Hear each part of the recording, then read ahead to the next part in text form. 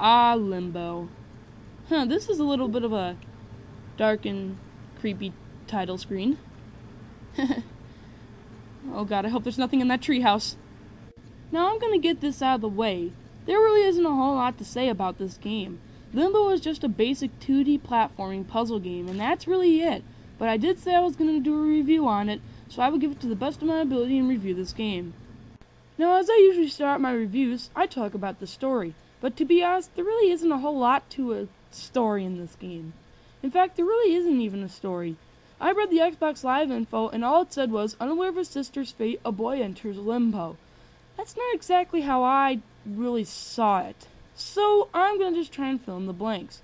A boy that you play as wakes up in the woods not knowing where he is. He decides to travel through the forests, towns, and factories to find out what happened to his sister. But as he goes through, he has to face mildly and very dangerous death traps he must conquer in order to find his sister. That's kind of how I saw it. But since there really technically isn't a story to this game, there really is nothing I can really say about it or judge. So, I guess it's clear on that. Now, if there's one thing that should definitely get in a round of applause, it's the visuals. They look stunning, even for a 2D platformer. The gray and black sill houses in the background to replicate trees, factories, and houses give this game a very dark and creepy atmosphere, which is amazing. Every once in a while, I would just stop moving and just kind of stare back at the background scenery just to look and see how beautiful it was. It's fantastic. Now when it comes to the gameplay, as I said, this is a 2D puzzle game. I'd really like to refer this more as a trial and error game. And when I say trial and error, I mean if you screw up, you die. And trust me, you will die in this game. A lot.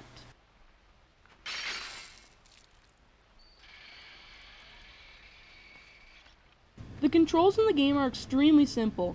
Press A to jump, B to grab and let go of obstacles, and left and right to move left and right. Now there actually are a few problems that I have found with this game.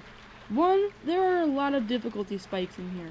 There will be times where you just want to slam your hands on the keyboard or throw your controller into your television because of how you died. And two, the game is pretty short. You will beat it in about maybe 5 or 6 hours. But there is replayability in this game.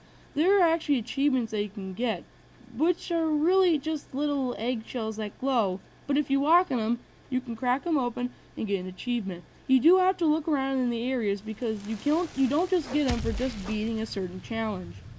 The final thing I want to say about this game is the sound. The sound is very decent, but the music is amazing.